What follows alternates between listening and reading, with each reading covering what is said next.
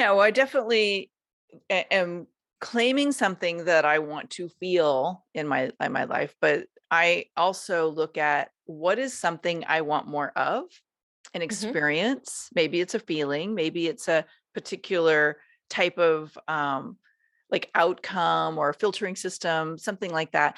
And I also look at the converse of that and like, what do I not want in my life? You are listening to Amplify Your Success Podcast, episode 263. And today I've got a special episode with a guest co host to talk about the missing step in setting goals. You ready for this? Let's get started. Welcome to the Amplify Your Success Podcast. Get ready to ramp up your revenue, amplify your impact, and make your mark in the world. This is the show for experts, thought leaders, and service professionals who want to shatter their limits and achieve that next level. You're going to find out from other experts and influencers how they made it. Now, let's get amplified. Hey there, inspired entrepreneurs and business leaders. It's your host, Melanie Benson, Authority Amplifier, and we're airing this on the last week of 2021. I don't know about you, but I'm pretty excited to be done with this year. There's just something about 2022 that feels very fresh and inspiring to so many of us. And one of the things that got me really excited about the new year is setting goals and doing a reverse engineered plan on this one key component, this one key ingredient that my friend Samantha Riley and I are talking about today. So my friend Samantha Riley out of Australia, she's the host of the Influence by Design podcast.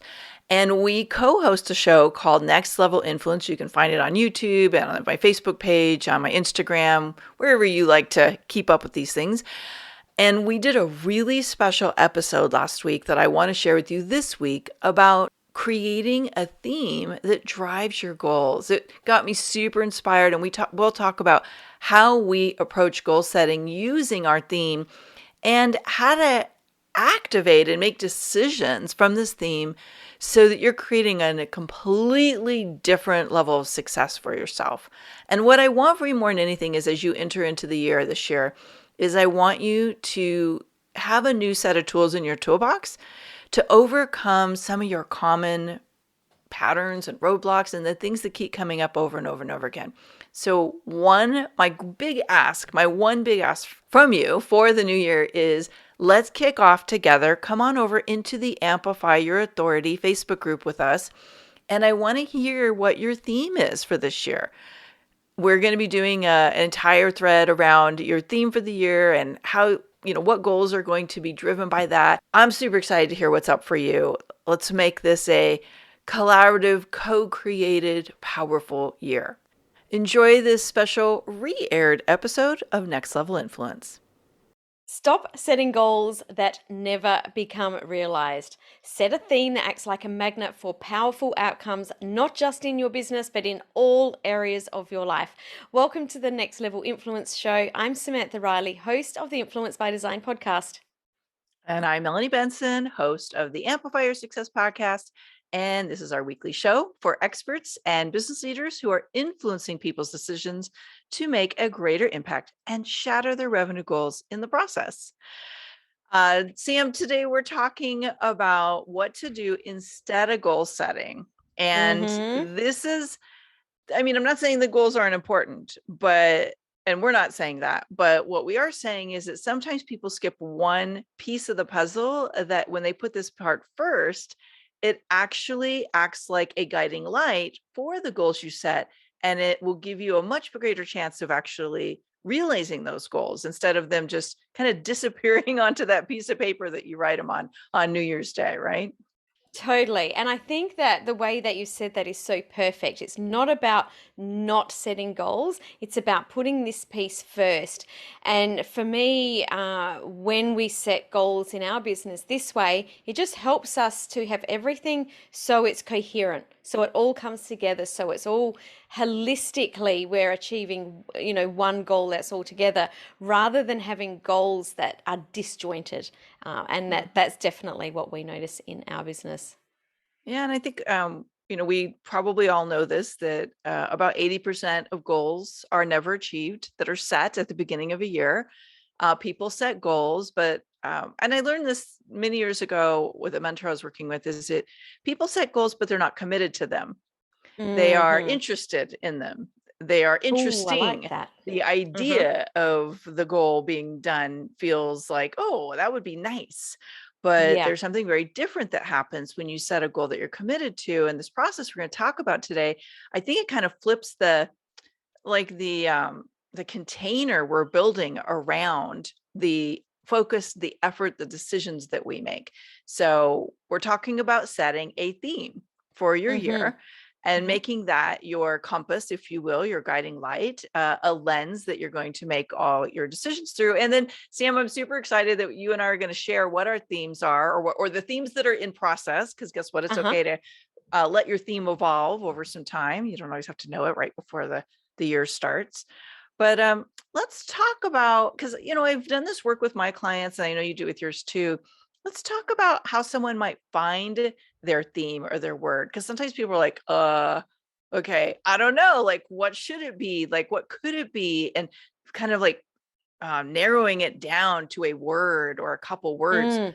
sometimes Mm. feels daunting to people. So, what are a couple things that you do to connect with a theme or a word for your year?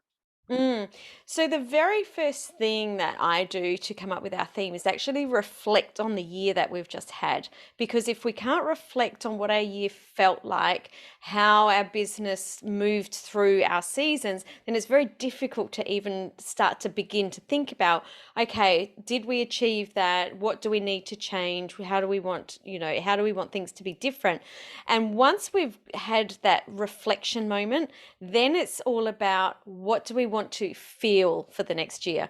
Because and I don't know about you, I'm really interested to see how you work through your things, Melanie. But when we're working through ours, it's really important to get the feeling, because that's where we're embedding those goals. We're getting that feeling in our body, and when we can really embody it, and feel it, it's almost like we're creating it in advance. It's this quantum physics moment that we're embedding this, and as it is, it will be. So that's definitely the way that we start. We reflect first, and then we think about the feeling that we want. What do we want it to be? How do we want it to be different? Mhm. But I'd love to know how you start thinking about your theme, because you're right, it can be daunting. And when we very first started doing themes or using themes, the first couple of years, I found this a bit of a challenge, to be honest. Now I find it a lot easier. So how do you go around this process? Yeah, well, I definitely am claiming something that I want to feel in my life, but I also look at what is something I want more of, an Mm-hmm. experience. Maybe it's a feeling, maybe it's a particular type of like outcome or filtering system, something like that. And I also look at the converse of that and like, what do I not want in my life? So, Mm, if I've had a rough year or there's been a pattern of something happening where I'm like, okay, I definitely don't want that. I'll look at, okay, so what would be something if I claimed the opposite of that, or something where that problem can't exist? Then it helps me really shape a theme that I'm experiencing. So that might mm. be another way I look for a word or a concept or something that's going to be my guiding force for that year. Mm. Before we sort of start to talk about what our themes are for 2022, I think it might be really helpful to just quickly touch on what our themes were for 2021 and how they played out. So, what was Mm. your 2021 theme? I believe my 2021 theme was flow. It's funny, I didn't even think about going to look for it, but yeah, no, it was collaboration this year. So this was the year of Ah, collaboration for me. Flow was the year before, because I usually make a little rock and I decorate it. Oh, that's jumping ahead, but this is one of the ways that keeps that that's theme in front so of me. cool. And I Yep. didn't make one last year because, COVID. It was like weird. We Uh-huh. weren't doing all Yeah, the same yeah, things.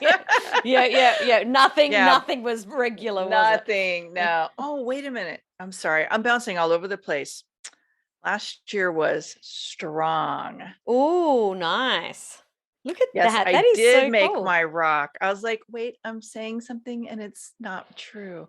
Well, collaboration was one of the objections I made for feeling strong. That's how it came to me. Mhm, So strong was last year. The year before was flow. That's how that mhm, worked. What was mhm. yours?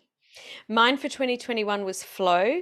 And we came up with that because the year before, like 2020, like I know it was crazy for everyone, but it just felt so hard. It felt like such a grind. We were pivoting so much, and I didn't want it to be so erratic. So 2021 was flow. We definitely achieved that, which made it a lot easier to come into choosing our theme for 2022. And I love Mhm. that and I want to touch on this very quickly before we move on. I love that you decorate your rock and you keep that there, because it is the process of embedding it for the year and also keeping it top of mind.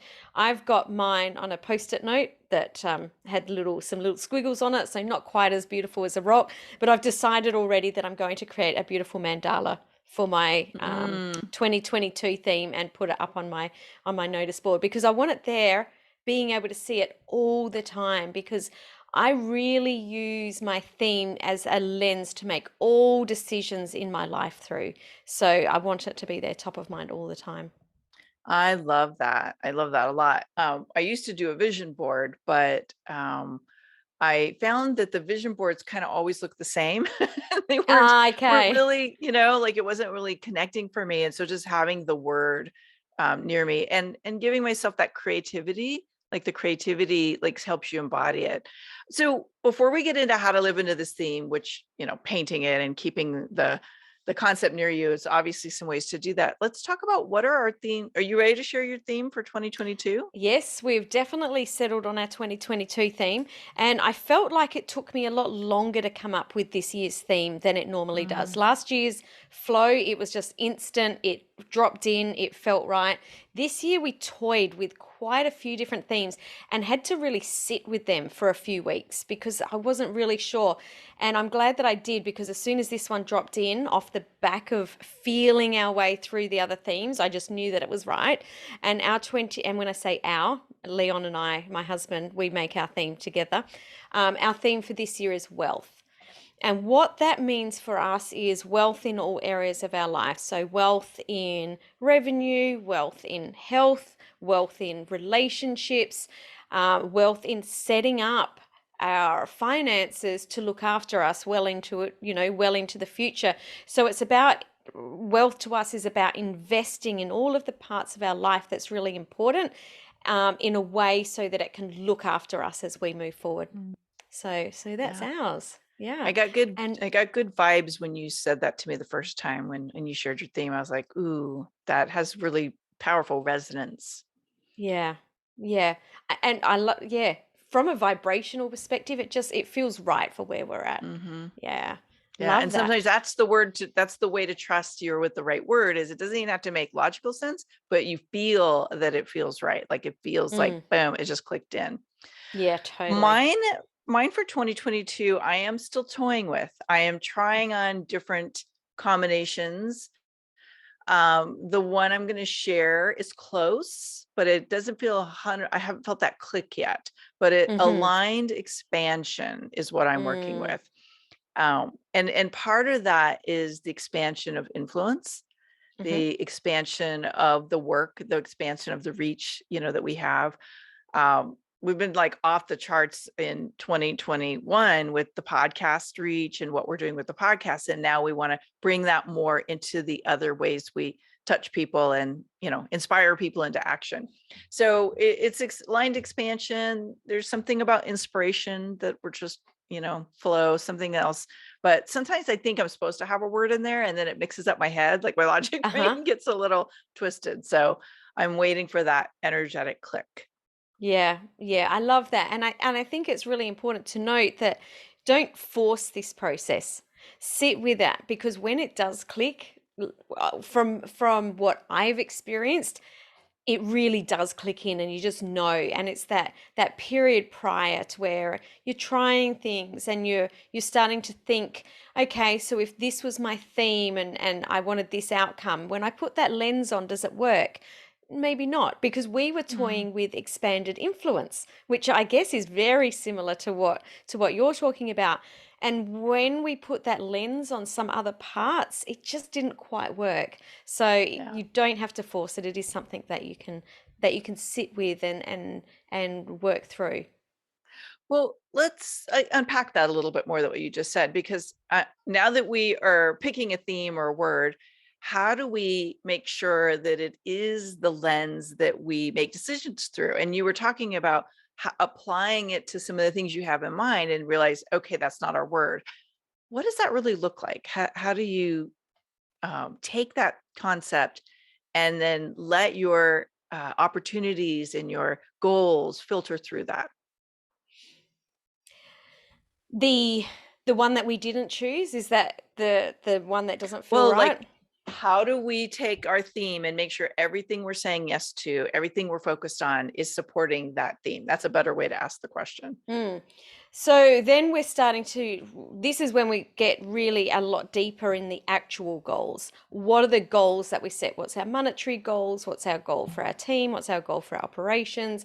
What's our goal in our personal life? What's our goal for our health? And does this theme help us work through, like, does it feel like we can use this theme to work through to get to our goals? And if we can't reverse engineer that and it doesn't work, then it's not the right theme. That's the way that we do it. What about That makes you? sense. Yeah, I will literally say, all right, if I achieve this goal, does it help me experience this outcome in my life, this theme Mm, being true? So I'm mm, just doing the same thing, reverse engineering. But sometimes I'll look at, all right, what do I need to stop doing that's in the way of this theme being real for me? So, for mm, example, when I had the year of flow, I had to look at what offerings were not feeling in flow for me. mm-hmm. What felt really complicated or was taking up so much time and energy, like it was draining me or my team. And so sometimes we have to look at what are we doing out of this place of automation, or like, I'm just on the train and I'm going to keep driving the train, and we forget to reevaluate. And so that was one of the things we did that was very powerful, is to say, okay, my theme can't be real if I keep doing these offerings Mm-hmm. or this behavior or say yes to these kinds of opportunities. Totally, totally. I think that, and I'll use uh, the example of flow, because that was our year this year. So it was definitely, well, what do we need to stop doing so that we feel more in flow? And for us, that was definitely our offerings. That was the very first thing. What do we need to stop doing? But then we needed to look, okay, well, what do we need to start doing? What do we need to bring in that's new so that we're in flow? And that was definitely for us, marking days off in our calendar so that we had days to ourselves for the year so we could get in flow for the week. So making sure that no one could book into our calendar on a Monday. So that's what we started to do. And then, what do we need to continue doing? So what is helping us move the needle on our business? What is meaning that business is in flow? What do we need to continue doing? So it was definitely, what do we need to stop doing? What do we need to start doing? And what do we need to continue doing? Mm, I love that. I also like to look at and explore other, like, I work with a success compass of these different quadrants, and two of the quadrants are our mindset and our habits. And so I'm also looking at what is, like, if this was already done, like I already had this theme or this outcome in my life, what belief would I already have? I So love that, that question. yeah, so I'm like shifting the way my mind goes searching for the steps to take by challenging the belief systems or the way I think. And that becomes a very powerful way to activate that outcome in my life, is challenge the beliefs to what is the belief I would already have to have. I love this so much because our belief system plays out more than any of us could ever know. So challenging this right from the beginning and bringing it, I like to say it's like shining a light on the thing that wants to stay in the dark. Like once you shine a light on it, Mm. it can't hide anymore. So I love that you're just shining the light on those beliefs and really bringing them up and going, okay, well, we don't need to believe that anymore. We can change that belief. I love that so much, Melanie. It's simple, but it's profound, right? And It some of this is. comes from my background in neuro-linguistic programming, because we study in neuro-linguistic programming, one of the ways to shift behavior is to model somebody who already has what we Mm-hmm. want, right? We model their beliefs, we model their actions, their habits, their decision making. And so one of the other things I'll look at is, well, what new habit guarantees that I will have that outcome? Mm-hmm. Because if I look at where people don't achieve goals, or they don't live into something they're calling in for their life, it's because their habits are taking them away from the goal instead of towards the goal. So they just don't have Mm. a regular behavior that makes that goal or that outcome or that theme real in their life. Mm-hmm. Mm-hmm. Love it. So you talked about beliefs. What about habits? Because I think that habits can really uh, hinder, just the same as the beliefs. They can hinder us or they can help us. So Yeah. I think that really paying attention to the habits that will move us forward or move us toward that goal is also really something that's really worth looking at too. Do you Mhm. do you look at your habits at the beginning of the year and look at it through the lens of the new theme, or how do you work around this? Well, so let me unpack that a little bit more. What I do with habits and behaviors is I'll look at, if I'm somebody who already has, so um, let's take this year's theme, aligned Mm-hmm. expansion, that I'm toying with. So a habit or behavior or routine, what is something that someone who is always staying in alignment but rapidly expanding, what do they do out of habit that Mm-hmm. I'm not doing right now? Mm. So that's how I query my conscious and subconscious mind to look at, like, okay, and again, conversely, what habits do I have that they don't do? Meaning, what am I Mm. doing that's eating up time, that is killing my bandwidth for the thing that would move the needle. So I would always be looking at, and that's one of the things I'll be doing as I go into the last week of the year, is I go deeper into the inner game, the habits, the what we might think of like as the softer skills that close the gap on my theme becoming real for me. Mm. A word that you used just then was a word that I wanted to bring up next, and that is the gaps. Mm. Because once we've looked at our beliefs and we've looked at our habits, there may be some gaps where we don't know something, or where we may need to bring a mentor or a coach in to be able to help us. And I think it's really important to have a look at where the gaps are that you need to fill, and what do you need to do, or who do you need to speak to or bring in to be able to help you to fill those gaps. And I think that's Absolutely. sort of like that next little piece that fits in that little puzzle. Yeah. And I guess as a last thought around that, to thinking of like how we close the gap, sometimes your mentor, your mastermind, your coach will be able to see like projects, or like if you do this thing, it will close the gap and you can't see it because your mind isn't tuned into how that type of Mm, strategy will deliver that result. And I think that's the really beautiful thing about having the right business coach or the right mentor, is you you stop trying to figure it all out on your own, because obviously if you were going to have this outcome in your life, you would have already had it. And exactly. sometimes we can speed those the we can accelerate the gap closure by doing things that we haven't thought to do already. Totally, totally. Um, what objectives or milestone projects move you forward? Like, do you come up with your objectives or milestones through your goals or through your theme? Well, if my theme is directing my goals, then my goal would direct my objective, but they all have to match, right? So, Yeah. an example is, let's say let's say aligned expansion is my theme. And as I'm talking about it today, it's becoming more and more real, by the way. And so that's the theme. And then let's say an objective would be to align with collaboration partners to help me build up my list and attract ideal leads. So let's say that's an objective that I know will help with aligned expansion, then, and a goal. And so my goal is, okay, I'm going to have a live event or a virtual live event in the summer. And then the project would be, what am I going to do to launch that? Or what's the event going to be? And how am I going to launch it? And how are we going to break that down so we can attract and nurture and connect with potential collaboration partners? So that's how I would see it unfolding. How do you guys do it?